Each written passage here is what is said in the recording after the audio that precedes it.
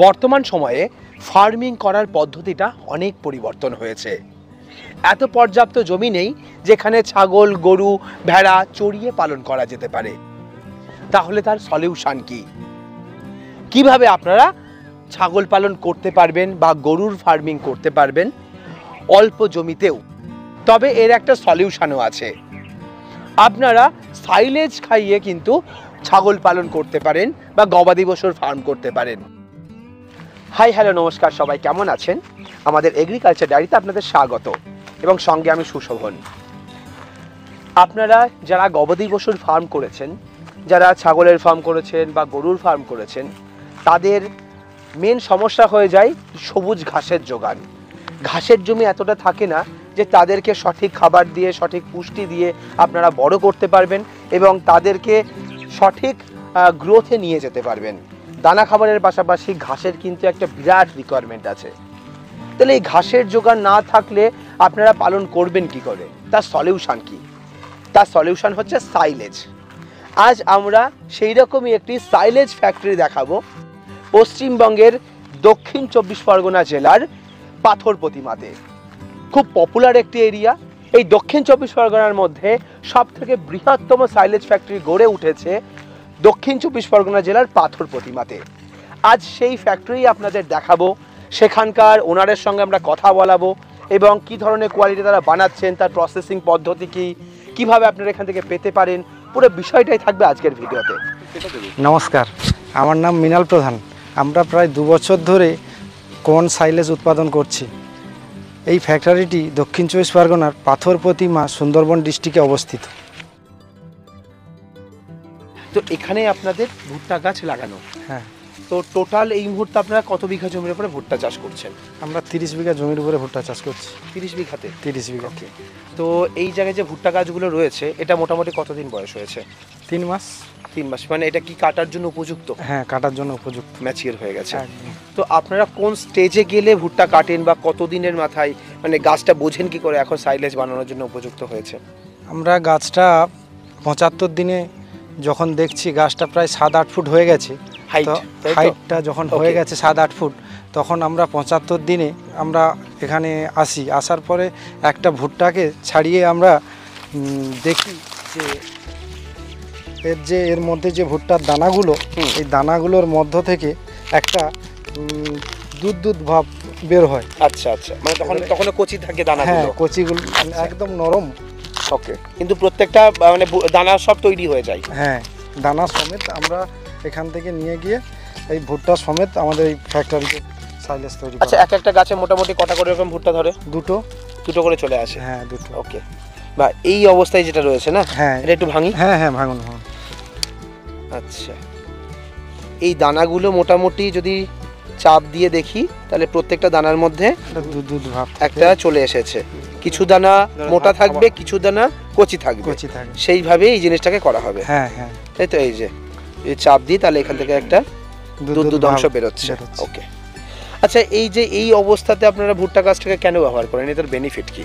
এই অবস্থায় এই ভুট্টার মধ্যে হাই প্রোটিন থাকে। আচ্ছা, মানে এটা গবাদি পশুকে খাওয়ালে তার অনেক বেশি দুধ আসে বা তার অনেক বেশি গ্রোথ আসে, মানে পুষ্টিকর খাবার তৈরি হয় এবং এই ভুট্টা খাওয়ালে আর অন্য কোনো খাবারের প্রয়োজন হবে না দানা। আচ্ছা, ওকে। তো এইবার আপনারা এখান থেকে নিয়ে করছেন কি, বা আমাকে একটু প্রসেসিংটা দেখাবেন? এই ভুট্টা যেভাবে বানাচ্ছেন সেটা কি আমরা একটু দেখতে পারি? অবশ্যই। ঠিক আছে, তো আপনাদের প্রসেসিংটা কীভাবে হয়? প্রথমে এখান থেকে লেবারে এসে কাটা হবে। আচ্ছা, কিভাবে কাটার পরে তারপরে কিভাবে নিয়ে যাওয়া হচ্ছে? তারপর আমাদের ওই ভ্যান আছে, ভ্যানে করে বাড়িতে, ওখানে আমাদের ফ্যাক্টরি আছে, ওই ফ্যাক্টরিতে ওখানে লেবার আছে এবং কারখানায় মেশিনপত্র সাহায্যে এগুলো তৈরি করা হচ্ছে। আচ্ছা, চলুন আমরা সরাসরি কিভাবে ভুট্টা প্রসেসিং করছে সেটা একবার দেখাই। এখান থেকে ভুট্টা গাছ কিভাবে কাটা হবে, কিভাবে নিয়ে যাওয়া হচ্ছে এবং সেখানে গিয়ে কিভাবে সাইলেজ বানানো হচ্ছে, সেই পুরো প্রসেসটা আপনারা দেখতে থাকুন। এই যে ভুট্টা গাছগুলো দেখতে পাচ্ছেন, মোটামুটি প্রায় 3 মাসের কাছাকাছি এর বয়স। এই ভুট্টা গাছগুলো প্রত্যেকটা গাছ কেটে নেওয়া হয়, মাটি থেকে অন্তত 1 থেকে 3 ইঞ্চি পর্যন্ত ছেড়ে দেওয়া হয় যাতে মাটি ওর মধ্যে না লেগে থাকে, পরিষ্কার থাকে, সেই অনুযায়ী গোড়াটা কেটে নেওয়া হয়। এই গাছগুলো কাটার পর এটাকে বোঝা করে আটি বেঁধে নিয়ে যাওয়া হয় ফ্যাক্টরিতে। এই গাছগুলো নিয়ে যাওয়ার জন্য মানুষের টানা একটি গাড়ি ব্যবহার করা হয়। এই গাড়িতে লোড করে ফ্যাক্টরিতে চলে আসে এবং এই ফ্যাক্টরিতেই এই ভুট্টা গাছগুলোকে স্টোর করা হচ্ছে। প্রতিদিন মোটামুটি এখানে 4 টন প্রোডাকশন হবে এরকম ভুট্টা গাছ কেটে নিয়ে এসে রাখা হয়। এবার চলে আসি চপিং মেশিনে।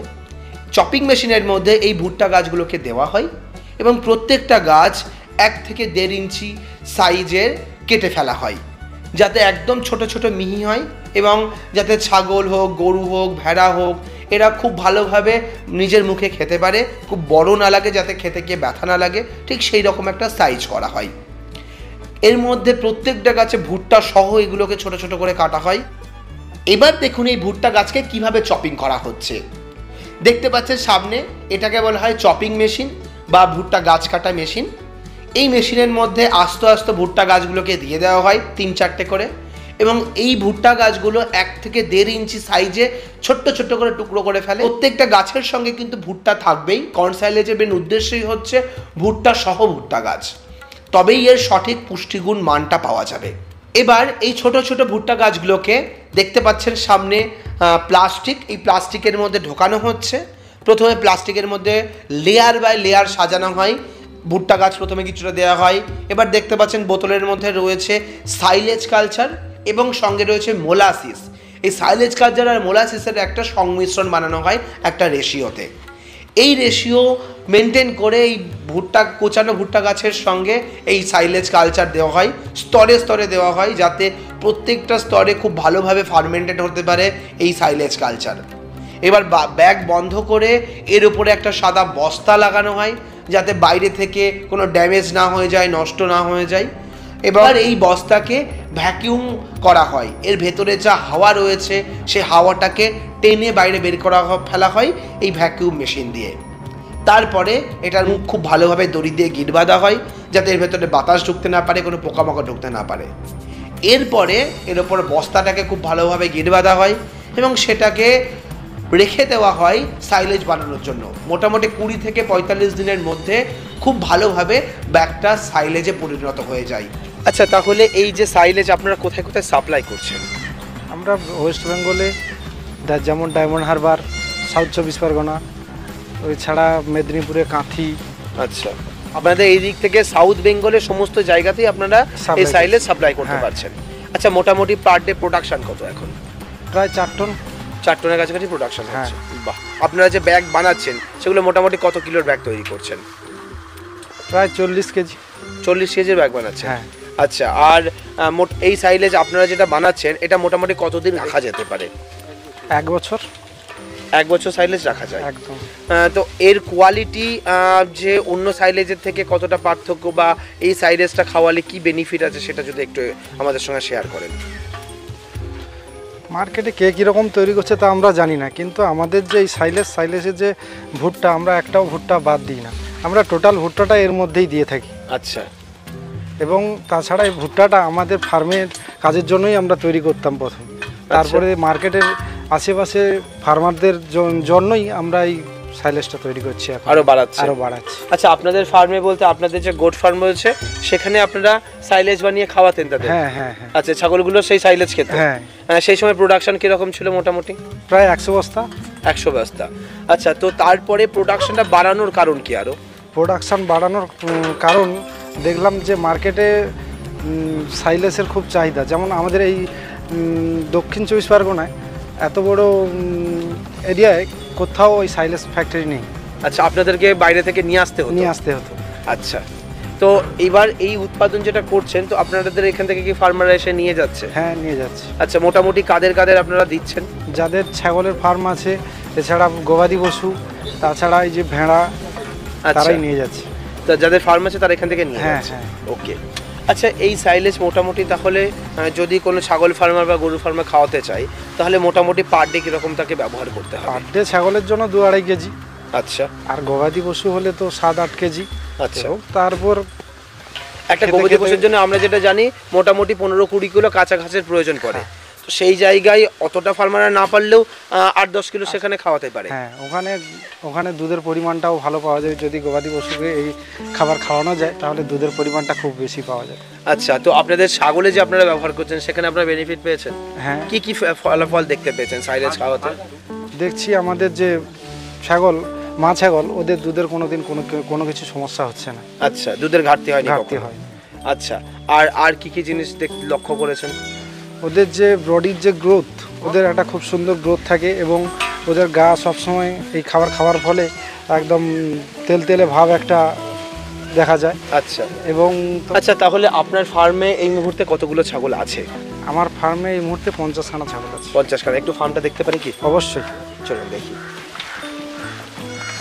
এটাই হচ্ছে আপনার ফার্ম, তাই তো? হ্যাঁ হ্যাঁ। ওকে, এটা কি আপনাদের ফার্মের ব্রিডার? করলি কোটা না? হ্যাঁ। মোটামুটি ওজন কিরকম হবে এটার? প্রায় 65-70 কেজি। 65-70 কিলো। ওকে, তো এখানে মোটামুটি কোন কোন ব্রিড রেখেছেন আপনারা? ব্রিড রেখেছি কেরলি কোটা, হ্যাঁ, সিরোহি, আচ্ছা, বারবাড়ি। আচ্ছা, 3 রকমের ব্রিড এখানে আছে। আর তো কিছু দেখতে পাচ্ছি যে ক্রসের ছাগলও রয়েছে। ক্রসও আছে। আচ্ছা, তো এই ফার্মটা মোটামুটি কতদিন হলো? এই ফার্মটা আমাদের 1 বছর পূর্ণ হলো। 1 বছর হয়ে গেছে। বাহ। তো এখানে কতগুলো দিয়ে শুরু হয়েছিল আপনাদের ফার্ম? আমাদের শুরু হয়েছিল ওই 26টা দিয়ে। আজ মোটামুটি কতগুলো ছাগল আছে? এখন 50টা। 50টা, মানে এখানেই সব বাচ্চা হয়ে ছাগল বড় হয়েছে। হ্যাঁ। ওকে, তো আপনাদের ফার্মের কিছু প্রোডাকশন আমাদের দেখাবেন? অবশ্যই অবশ্যই। একটুখানি বাচ্চা দেখান না আপনাদের। এটা একটা আপনাদের ফার্মের প্রোডাকশন না? এটা আমাদের ফার্ম। এটা কত মাস বয়স হলো এটার? এর বয়স হলো 5 মাস। 5 মাস। কত ওজন হয়েছে? এ হয়ে গেছে তোমার প্রায় 24-25 কেজি। 24-25 ছাগলটা তার মানে যথেষ্ট ভালো ওজন হয়েছে। হ্যাঁ। আচ্ছা, এখানে দেখতে পাচ্ছি আরো একটা ছোট্ট বাচ্চা। এটা কি সদ্যজাত হয়েছে নাকি? সদ্যজাত। কদিন বয়স হলো এটার? 2 দিন। আচ্ছা, এটা কোন জাতের ছাগলের সঙ্গে ক্রস হয়েছে? সিরোহির বাচ্চা কারলি কোঠার সঙ্গে ব্রিড করা হয়েছে। আচ্ছা, বা এটা কি আর কি ফিমেল বাচ্চা হয়েছে না? এটা হ্যাঁ হ্যাঁ, ফিমেল হয়েছে। তো আপনাদের এখানে মেল ফিমেলের রেশিও কিরকম হচ্ছে ফার্মে? আমাদের বেশিরভাগই তোমার মেল। বেশি মেল হয়, ফিমেল খুব একটা হয় না? খুব একটা। আচ্ছা, তো আপনারা এই যে ফার্ম বানিয়েছেন, মোটামুটি প্রথম যখন শুরু করেছিলেন কত টাকা ইনভেস্টমেন্ট হয়েছিল ফার্মের পেছনে? মোটামুটি প্রায় 10 লাখ টাকার কাছাকাছি ইনভেস্ট হয়েছে। হ্যাঁ। তো ফার্মের শেড বানানোর পেছনে কত টাকা গেল, আর ছাগলের পেছনে কত টাকা গেল? 4 লাখ টাকার। 4 লাখ টাকার। আর বাকি আর ফার্মের পেছনের খরচ? বাকি ফার্মের। আচ্ছা, এই প্রথম বছর খাওয়ানোর পেছনে বা ছাগল বড় করার পেছনে কিরকম ইনভেস্টমেন্ট গেছে? প্রথম বছর প্রায় 1 লাখ টাকার মতো খাবার। 1 লাখ টাকার মতো খাবার গেছে। আচ্ছা, আর এইবার আপনার যে প্রথম 26টা বোধহয় ছাগল আপনি কিনেছিলেন বললেন? হ্যাঁ হ্যাঁ। তো এখান থেকে প্রোডাকশন কতগুলো হয়েছে ফার্মে? 22-23টা হয়ে গেছে। 22-23টা বাচ্চা। হ্যাঁ, এগুলো দিয়ে আপনার ফার্মে এই মুহূর্তে তাহলে প্রায় 50-এর কাছাকাছি প্রোডাকশন আছে। তো এখন কি সেল করা শুরু করেছেন? না, এখনো শুরু করিনি। সেল করা শুরু করেন না। তো তাহলে এই যে এতগুলো পাঠা আপনার ফার্মে মেল হয়েছে, মেলগুলোকে কি করেছে? মেলই রেখেছেন? হ্যাঁ। ওগুলোকে খাসি করেননি? কিছু কিছু করেছি, আর কিছু মেলও আছে। আর কতগুলো খাসি করেছেন? খাসি করেছি প্রায় 10 খানা মতো। 10 খানা। তো এই মার্কেটে এগুলো তো খাসি, তার মানে মাংসের জন্য বিক্রি করবেন নিশ্চয়ই? হ্যাঁ। তো এখানে মার্কেটে এখন রেট কেমন যাচ্ছে মাংসের বাজারে, মানে লাইভ স্টকের ওজন কিরকম? প্রায় 450-500 টাকা। 450-500 টাকা কেজি? হ্যাঁ। আর তাহলে কাটা মাংসর দাম কত এখানে? কাটা মাংস প্রায় 750 টাকা। 750 টাকা বিক্রি হচ্ছে। আচ্ছা, তার মানে এখানে ছাগল কি খুব একটা বেশি চাষ হয় না এই অঞ্চলগুলোতে? না। তার মানে আপনারাই করছেন এখানে যাতে একটা ভালো মার্কেট ধরতে পারেন সেই উদ্দেশ্যে শুরু করেছেন। তো আশা করছেন কতদিনের মধ্যে ছাগল বিক্রি করে পয়সা তুলতে পারবেন? আর 1 বছর থেকে, আর 1 বছরের পর থেকে আমরা বিক্রি আরম্ভ করবেন এবং এখান থেকে ইনকাম আসা শুরু হবে। ওকে, তো এই বছর নিশ্চয়ই তার মানে আপনারা এই ফার্মে যে খাবার কস্টিং সেটা অনেকটা সাইলেজ দিয়ে মেটাচ্ছেন, তাই তো? হ্যাঁ। আর দানা খাবার তার সঙ্গে বাজার থেকে কিনে নিয়ে এসে তাই খাওয়াচ্ছেন। ওকে, তো আপনাদের ফার্মের মর্টালিটি কিরকম আছে? এতদিন কতগুলো ছাগল মারা গেছে আপনার ফার্মে? আমাদের মারা গেছে, মানে বড় মারা গেছে না ছোট মারা গেছে? আমাদের বড় ছাগল একটাও মারা যায়নি। আচ্ছা, কিছু বাচ্চা ছাগল মারা গেছে। কটা মোটামুটি তাও সংখ্যায়? ওই 5-7 খানা। 5-7, স্বাভাবিক ব্যাপার, একটা ফার্মে মর্টালিটি হবে, এটা ইজি ব্যাপার একটা। তো ঠিক আছে, এই ওয়েদারেও এখানে ছাগল পালন করাটা মানে একটা চ্যালেঞ্জিং ব্যাপার, একটা নোনা আবহাওয়া, এবং আপনি এই জায়গায় এই ধরনের ছাগল রেখেছেন, তো অনেকটাই নলেজ এক বছরে হয়তো গেইন করেছেন এখান থেকে। তো আজকের ভিডিওটা কেমন লাগলো অবশ্যই আমাদের কমেন্ট করে জানান। পরবর্তী ভিডিওতে এরকম কোনো তথ্য আরও জানতে চান কিনা, আপনার এলাকায় কোন ধরনের ব্যবসা আপনার জানা দরকার, আপনার কাছাকাছি কোথায় ফার্ম আছে সেটা আমাদের জানাতে পারেন। প্রয়োজনে আপনার এলাকায় গিয়েও আমরা ভিডিও তৈরি করতে পারি, যাতে আপনাদেরও এলাকার বহু ফার্মারদের হয়তো সেই জিনিসগুলো জানা হবে এবং তারাও সেখান থেকে বেনিফিট নিতে পারবে। তো সকলে ভালো থাকবেন, সুস্থ থাকবেন, বাই।